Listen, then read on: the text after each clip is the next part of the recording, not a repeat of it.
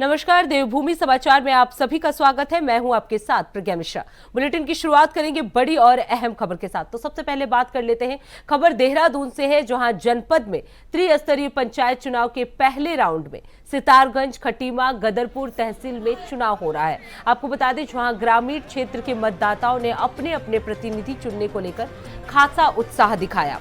आपको बता दें, गर्मी में लोग मतदान करने आ रहे हैं और मतदान केंद्रों के सुरक्षा के कड़े इंतजाम भी किए गए हैं। तो आज त्रिस्तरीय पंचायत चुनाव जो है वो लगातार जारी है। अगर परसेंटेज की बात की जाए तो 12 बजे तक के परसेंटेज जो है वो 27% बताया जा रहा है। ग्रामीण क्षेत्र के मतदाताओं में इस पंचायत चुनाव को लेकर खासा उत्साह देखने को मिल रहा है। वहीं मतदान केंद्रों की सुरक्षा को लेकर सरकार भी काफी सख्त है, कड़े इंतजाम किए गए हैं। सुरक्षा केंद्र को लेकर भी वहां पे कई पुलिस अधिकारियों को भी वहां पे तैनात किया गया है। तो सुरक्षा के कड़े इंतजाम किए गए हैं। लोगों में खासा उत्साह दिख रहा है इस पंचायत चुनाव को लेकर।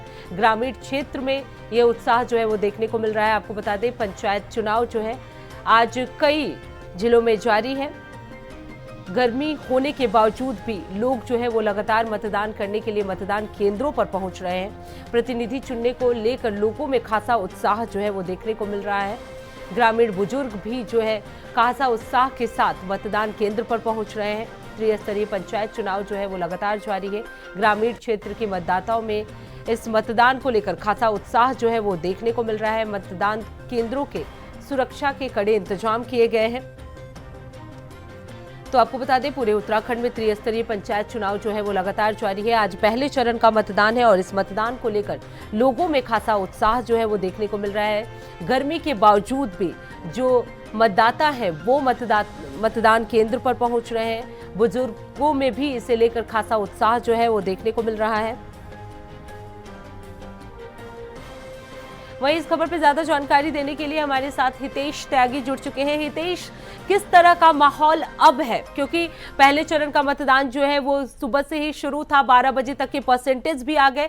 अब इस वक्त की अगर बात की जाए तो किस तरह का उत्साह लोगों में देखने को मिल रहा है और कितने परसेंटेज अभी तक मतदान किए जा चुके हैं? जी बिल्कुल, देखिए जिस तरीके से पंचायत चुनाव चल रहे हैं तो कहीं ना कहीं एक उत्साह मतदाताओं के अंदर देखने को मिल रहा है। यही वजह है कि 12 जिलों में जिस तरीके से जितने भी विकासखंड है वहाँ पर लगातार सुबह 8 बजे से वोटिंग सुचारू रूप से जारी है। 12 बजे तक की अगर हम बात करें तो 35% मतदान अभी हुआ है।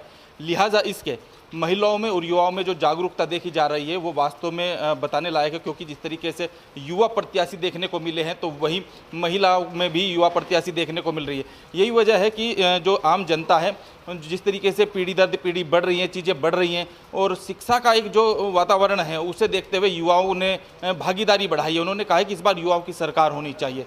तो यही वजह है कि लगातार जिस तरीके से पंचायत चुनाव चल रहे हैं तो ऐसे में जो प्रशासन की अगर हम बात करें, प्रशासन ने भी अपना पूरे पुख्ता इंतजाम यहाँ पर किए हुए थे। अगर हम पर्वतीय क्षेत्रों की बात करें, तराई की बात करें तो तराई में ज़्यादा मतदान देखने को मिला है अपेक्षाकृत पहाड़ी क्षेत्रों की, क्योंकि वहाँ पर जो गार्ड गदेरे हैं, मानसून वहाँ पर अलर्ट पर है और लगातार जिस तरीके से वहाँ पर गार्ड गदेरे भरे हुए हैं तो उसी लिहाज से, क्योंकि जो आने जाने का जो आवागमन है वो कहीं ना कहीं थोड़ा बहुत बाधित देखा गया है। तो यही वजह है कि लगातार जिस तरीके से मतदान चल रहा है तो शाम 5 बजे तक वह भी सुचारू रूप से चलता रहेगा। जी, अगर महिलाओं और यंग जनरेशन की बात की जाए तो उनमें किस तरह का उत्साह है? कितने परसेंटेज महिलाओं ने वोट किया है? जी बिल्कुल, देखिए अभी जो प्रतिशत की अगर हम बात करें वो अभी आधिकारिक उसकी पुष्टि नहीं हुई है, लेकिन मैक्सिमम जगहों पर हमने देखा है कि जो युवा प्रत्याशी खासी संख्या में देखे गए हैं। तो वहीं महिला युवा प्रत्याशी भी देखी जा रही हैं, क्योंकि अभी हम अब से पहले विकास नगर क्षेत्र में थे, जो जनपद देहरादून का क्षेत्र लगता है, तो वहाँ पर युवा महिला प्रत्याशी थी। और यही वजह रही है कि क्योंकि हमने उनसे जानने की कोशिश की कि आखिर क्यों और किस तरीके से ये चीज़ें होने वाली है, क्या कुछ आपकी उम्मीदें हैं, क्या आप लोगों का भला करेंगे, किस तरीके से विकास आप करेंगे। तो उनका साफ तौर पर कहना है कि हम यहाँ पर युवा सरकार लाना चाहते हैं, हम आम जनता का भला करना चाहते हैं, हम शिक्षा की बात करेंगे, स्वास्थ्य की बात करेंगे और इंफ्रास्ट्रक्चर की बात करें। गांव का जो एक इंफ्रास्ट्रक्चर है, उसका एक माहौल है, वहाँ के जो बच्चे हैं जो कम उम्र में जो नशे की लत में लग जाते हैं, उनको एक अलग राह दिखाने की बात उन लोगों ने कही है। जी बिल्कुल हितेश, अगर सुरक्षा व्यवस्था की बात की जाए तो किस तरह की सुरक्षा व्यवस्था वहां पे की गई है? किन किन जगहों पे सबसे ज्यादा कड़े इंतजाम किए गए हैं? जी बिल्कुल, देखेंगे हम पर्वतीय क्षेत्रों की बात करें तो जी मैदानी क्षेत्रों में सुरक्षा की व्यवस्था ज़्यादा महत्व रखती है। जी और यही वजह है कि हरिद्वार को छोड़कर 12 जिलों में चुनाव चल रहे हैं, मतदान हो रहा है। तो उसी लिहाज से सब मुख्यमंत्री खुद पुष्कर सिंह धामी ने सभी जिलाधिकारियों को और एसएसपीओ को निर्देश दिए हुए थे।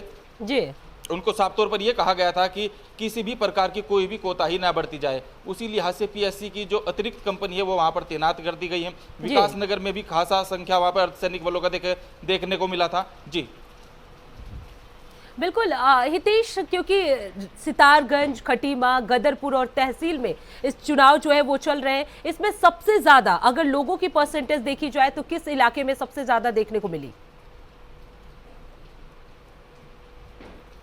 जी बिल्कुल, देखिए खटीमा क्षेत्र की हम बात करें, मुख्यमंत्री जी पुष्कर सिंह धामी का क्षेत्र है।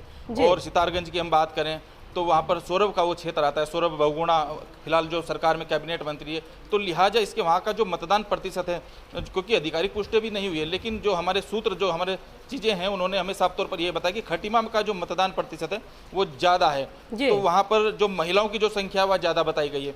तो लिहाजा इसके जिस तरीके से अभी 12 बजे तक का 35% का मतदान नोट हुआ था, तो जी आशंका यही लगाई जा रही है कि दोनों ही पार्टियों ने पूरी जद्दोजहद लगाई हुई है, पूरी जान फूकी हुई है। एडी चोटी की जान कांग्रेस और भाजपा लगाई हुई, क्योंकि भाजपा की अगर हम बात करें तो भारतीय जनता पार्टी ने अपने कार्यकर्ताओं पर पूरा काम किया है। उन्होंने अपने समर्थित कैंडिडेट यहाँ पर उतारे हुए हैं। तो यही वजह है कि जिस तरीके से भारतीय जनता पार्टी का एक जो रूट है, भाजपा का जो संगठन महामंत्री का जो एक रूट होता है, यहाँ पर अजय कुमार भाजपा के संगठन महामंत्री है, उन्होंने अपने कार्यकर्ताओं के साथ बैठक की है, लगातार अपने अधिकारियों को, पदाधिकारियों को दिशा निर्देश दिए हैं जो बूथ लेवल पर काम कर रहे हैं। यही वजह है कि भारतीय जनता पार्टी हमेशा से एक खासा अलग नतीजा दिखाने में आगे रहती है। जी बिल्कुल हितेश, जैसा कि आपने बताया कि खटीमा जो है वो खुद सीएम धामी का इलाका है, सीएम धामी खुद अब वहां मतदान करने भी पहुंचे थे। ऐसे में जैसा कि आपने बताया कि परसेंटेज सबसे ज्यादा वहां देखने को मिल रही है, तो क्या माना जाए, परसेंटेज दो ही कंडीशन में सबसे ज्यादा देखने को मिलती है, या तो वही सरकार लोग रिपीट चाहते हैं या सरकार में बदलाव चाहते हैं? तो अगर खटीमा की स्थिति की बात की जाए तो क्या माना जाए, बीजेपी की सरकार वहां पे भी बनेगी पंचायत चुनाव में? जी बिल्कुल, देखिए वर्तमान विधायक वहां पर कांग्रेस के हैं, भुवन कापड़ी वहां से विधायक है। लेकिन अगर हम मतदान प्रतिशत की बात करें तो ये जो मतदान है ये कहीं ना कहीं विकास के मुद्दे पर वहां पर वोट हो रही है। जी और यही वजह है कि लगातार जिस तरीके से दोनों ही पार्टी, क्योंकि वहां पर भुवन कापड़ी कांग्रेस से हैं, तो पूर्व के विधायक और पुष्कर सिंह धामी वहां पर रहे हैं, तो कहीं ना कहीं मुख्यमंत्री होने के नाते वहां असर ज्यादा बढ़ जाता है। क्योंकि लगातार जिस तरीके से वहां पर कार्यकर्ताओं का, पदाधिकारियों का और संगठन के बड़े अधिकारियों का वहां पर घूमना रहना और लगातार समीक्षा बैठक करना, लगातार कार्यकर्ताओं के साथ बात करना, तो कहीं ना कहीं ये इस बात का स्पष्ट संदेश है कि वास्तव में ये विकास की ओर मतदान बढ़ रहा है। जी, यानी माना जा सकता है कि बीजेपी की सरकार जो है वहां पे बन सकती है, क्योंकि जैसा कि आपने बताया कि कांग्रेस पहले से वहां मौजूद है। लेकिन अगर सितारगंज या गदरपुर की बात की जाए तो वहां की क्या कुछ स्थिति है हितेश? जी बिल्कुल, देखिए पर्वतीय क्षेत्रों की अगर हम बात करें या हम तराई की बात करें तो तराई के क्षेत्रों का जो मतदान प्रतिशत है वो उसके पर्वतीय क्षेत्रों के मुताबिक ज़्यादा है। और यही वजह है क्योंकि ऊपर की जो कंडीशन है वो ज़्यादा कठिनाई भरी रहती हैं, तो तराई में ऐसी चीज़ें नहीं देखने को नहीं मिलती है। और यहाँ पर आसान थोड़ा सा चीज़ें रहती है। तो यहाँ पर सुबह 8 बजे से ही जो वोटिंग का सिस्टम है वो चल रहा है।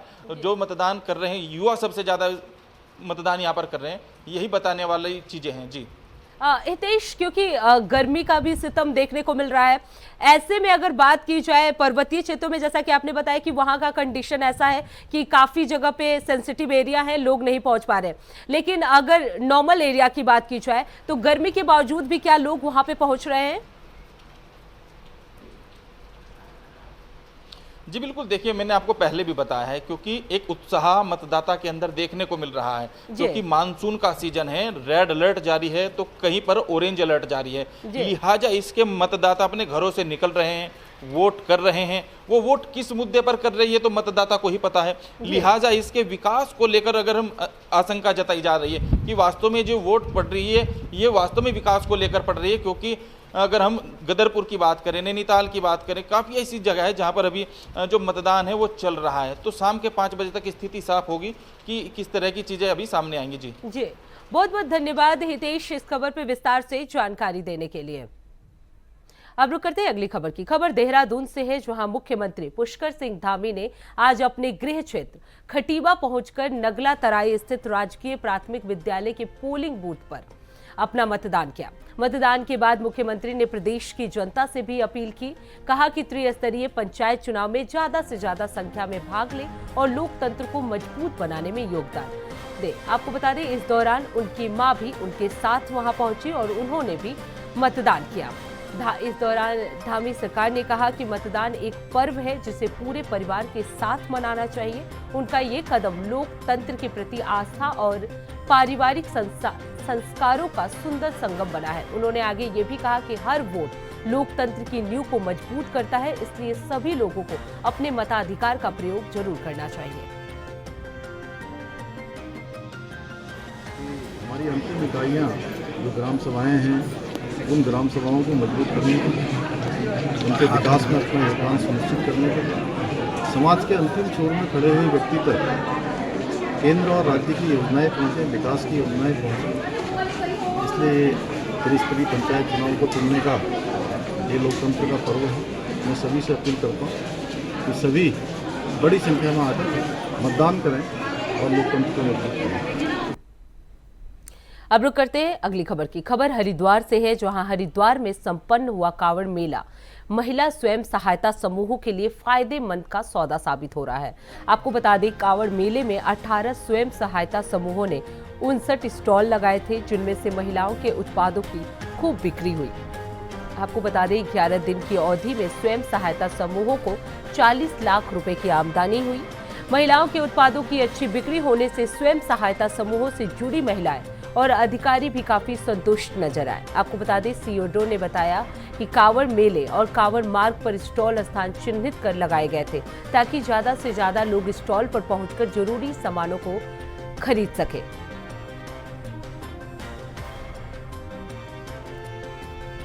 जो अगर हम सेल्स अभी निकल के आ रही है, वो टोटल जो अर्निंग हुई है हमारी समूह की महिलाओं की, वो 39 लाख है, जो बहुत ही अच्छी सेल है। पिछले और उसके पहले भी वर्ष से अगर हम लोग कंपेयर करें तो आज तक जो है 39 लाख की सेल नहीं हुई थी। और इसमें प्रशासन ने भी बहुत उनको मदद की। कहाँ कहाँ स्टॉल्स लगाने हैं ये पूर्व में ही चिन्हित कर लिया गया था। ऐसी जगह लगाए जाएँ जहाँ सबसे ज़्यादा सेल्स निकल के आए, और महिलाएं इस चीज़ को लेकर बहुत खुश हैं। और मेरे ग्राम संगठन का नाम रितिश्री ग्राम संगठन है, उसमें भी मैं कोषाध्यक्ष हूँ। हमने कांवड़ मेले में 15 दिन का स्टॉल लगाया है, जिसमें हमने अच्छे खासे पैसे कमाए हैं और अपनी आमदनी का स्रोत भी बढ़ाया है। और हमें जो हमारे उच्च अधिकारी हैं, उनका भी हमें बहुत सपोर्ट मिला है। उन्होंने भी हमें स्टॉल लगाने के लिए पैसे दिए हैं, जिससे हमने अपनी आमदनी बढ़ाई।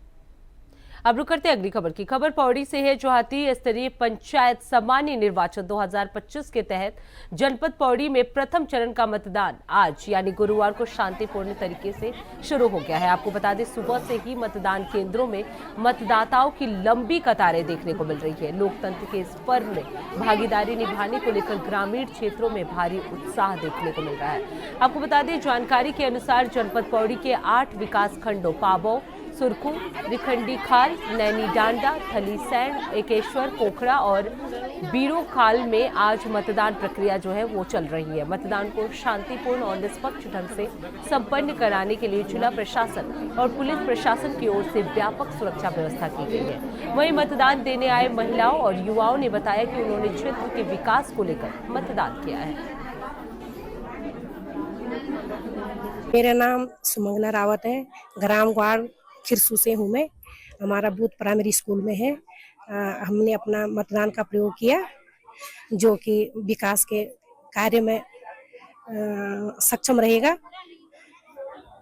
और सब महिलाओं को, मैं बाल विकास आंगनबाड़ी में कार्यरत हूँ, मैं हम सभी को बोल रहे हैं अपना मत का प्रयोग किया। रावत है और मैं ग्राम गौड़ का वासी हूँ।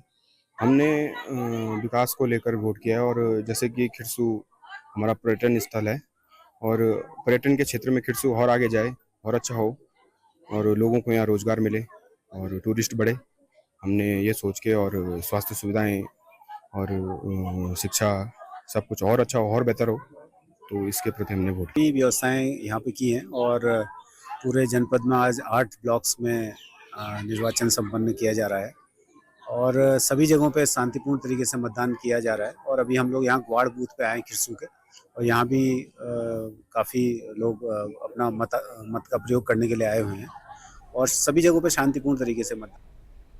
अब रुक करते हैं अगली खबर की। उत्तराखंड में जारी त्रिस्तरीय पंचायत चुनाव के तहत कैबिनेट मंत्री रेखा आर्या ने अल्मोड़ा जनपद के सोमेश्वर में मतदान किया। वो शहीद बिशन सिंह बोरा अटल उत्कृष्ट राजकीय इंटर कॉलेज में मतदान केंद्र पर पहुंची और आम मतदाताओं की तरह कतार में लगकर अपने मताधिकार का प्रयोग किया। आपको बता दें, मतदान के बाद उन्होंने जनता से अपील की कि लोकतंत्र का सबसे बड़ा पर्व जो है वो मतदान है और प्रत्येक नागरिक को इसमें भाग लेकर अपने कर्तव्य का पालन अवश्य करना चाहिए।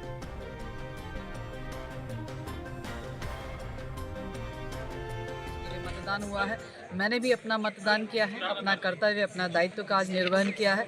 मैं अधिक से अधिक लोगों से कहूँगी कि आज जो प्रथम चरण में जिनका मतदान है वो निश्चित रूप से, चूँकि उन्होंने अपने प्रधान बनाने हैं, अपने बीडीसी बनाने हैं और अपने जिला पंचायत बनाने हैं और इन्हीं के माध्यम से एक ब्लॉक स्तरीय संस्था डेवलप होनी है, यानी कि ब्लॉक बनना है, उसी के माध्यम से जो है जिला पंचायत अध्यक्ष बनने हैं। तो स्वाभाविक रूप से एक छोटी छोटी कड़ी से बड़ी भूमिकाएँ अदा होने जा रही हैं और एक बड़े स्तर जो राज्य सरकार की सरकार है, उसके बाद से पंचायत की सरकार, एक ब्लॉक की सरकार बनने जा रही है।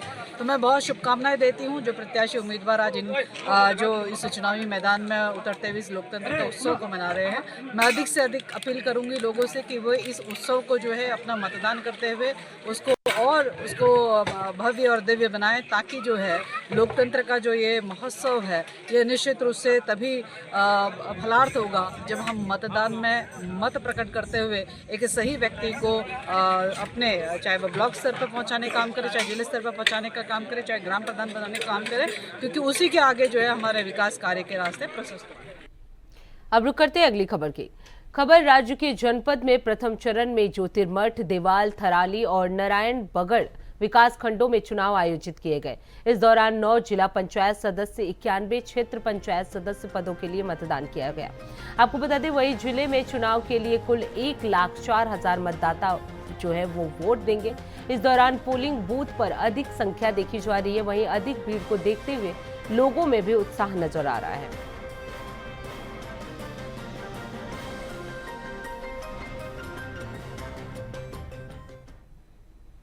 अब रुक करते हैं अगली खबर की। खबर देहरादून से है, जहां 23 जुलाई को मानसून के चलते देहरादून जनपद में भारी बारिश अवरुद्ध हुई सड़कों को जिला प्रशासन ने प्राथमिकता के आधार पर खोल दिया है। जिलाधिकारी सविन बंसल के निर्देश पर लोक निर्माण विभाग और संबंधित एजेंसियों की टीमों ने तेजी से कार्य करते हुए अब तक 6 राष्ट्रीय राजमार्ग, 21 राज्य मार्ग और 4 मुख्य जिला मार्ग के साथ साथ 245 ग्रामीण सड़कों सहित 277 मार्गों को सुचारू कर दिया है। आपको बता दें, अपर जिलाधिकारी के मिश्रा ने बताया कि चक्राता, लाखा मंडल, पोखरी, माकटी, डामटा जैसे संवेदनशील क्षेत्रों में लगातार निगरानी रखी जा रही है।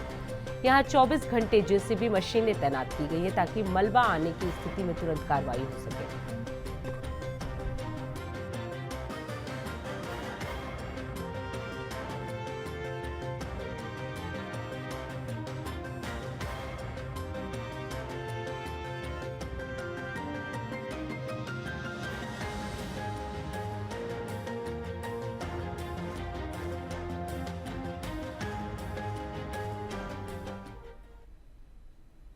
अब रुक करते हैं अगली खबर की। खबर जसपुर से है, जहां आज ग्रामीणों ने गांव के राशन डीलर के खिलाफ तहसील परिसर पहुंचकर खाद्य विभाग कार्यालय के बाहर प्रदर्शन किया।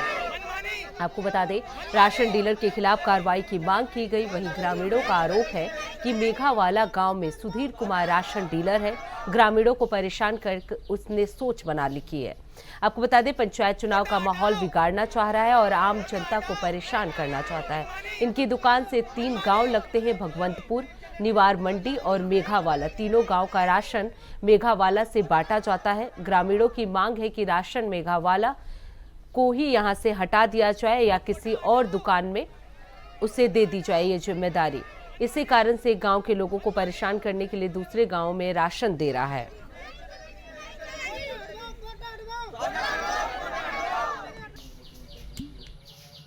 ये ग्राम मेघावाले में राशन डीलर सुधीर कुमार जी हैं। वो राशन बांटते हैं उनका एक पब्लिक को परेशान करना, गरीब जनता को परेशान करना, उन्होंने एक सोच बना ली है। कई मुद्दे उन्होंने इस महीने में उठा दिए हैं। चुनाव का माहौल एक बिगाड़ना चाह रहे हैं वो, और आम जनता को परेशान करना चाह रहे हैं। हमारा कहना यह है कि आम जनता परेशान ना हो, गरीब जनता है, किराए भाड़ा लगा के निजामगढ़ जाएंगे, अपना टाइम बर्बाद करेंगे। मजदूर तबका है जिसमें 3 गांव लगते हैं, निवार मुंडी, भगवंतपुर और मेघावाला। तीनों गांवों का राशन यहीं बंटता है, और हमारी ये मांग है कि वहाँ का राशन वहीं गाँव में मेघावाले में बटे, कहीं बाहर ना भेजा जाए। दुकान पे भरपूर राशन है, सब चीज रखी है उस दुकान पे, लेकिन वो अपनी हठमर्दी, अपनी दादागिरी को दिखाते हुए जनता को परेशान करने की नीयत से उसने ये करा है। महिलाओं से बदतमीजी, अभी 4 दिन पहले, अभी 8 दिन पहले भी महिलाओं से बदतमीजी हुई है गाँव में, उसका भी उसने मुद्दा लिया, और इसीलिए उस मुद्दे को लेके उसने ये कदम उठाया है। श्री सुधीर कुमार मेघावाला के सरकारी सस्ता गला विक्रेता द्वारा एक लिखित प्रार्थना पत्र दिया गया था, और उसमें उन्होंने स्वास्थ्य दिखाई थी कि असमर्थ हैं राशन बांटने में। तो 17 जुलाई को उनकी दुकान, जो नज़दीकी दुकान है सरकारी सस्ता गला विक्रेता निजामगढ़ में, श्रीमती फूलजहां के वहाँ संबद्ध कर दी गई थी।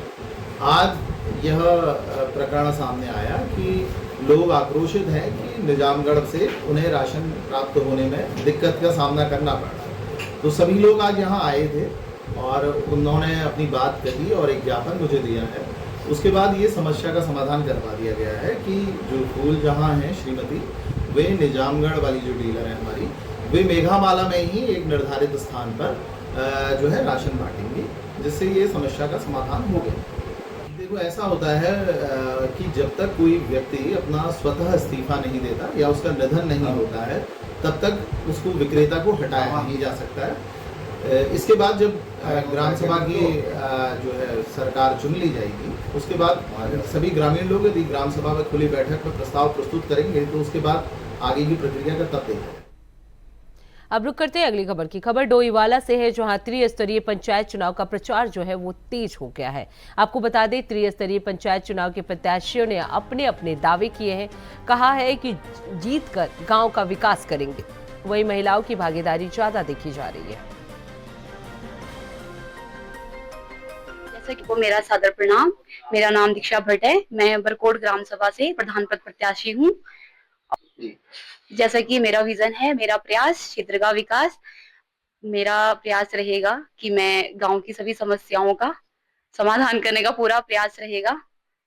जैसा कि आजकल जनसंपर्क से हमें सारी समस्याएं देखने के लिए मिल रही है और सुनने के लिए भी मिल रही है, जैसे कि टूटी सड़कें हैं, नालियां हैं और कूड़ा है, कूड़ा गाड़ी का है, और बच्चों के लिए यहाँ पे कोई पार्क वगैरह या झूला वगैरह ऐसा कुछ नहीं है। ये भी हमें समस्याएं लोगों ने हमें बताई हैं। तो मेरा पूरा प्रयास रहेगा कि मैं इन सभी समस्याओं पे काम करूंगी। तो फिलहाल देवभूमि समाचार में बस इतना ही। देश दुनिया की तमाम बड़ी खबरों के लिए देखते रहिए इंडिया वॉइस। तब तक के लिए नमस्कार।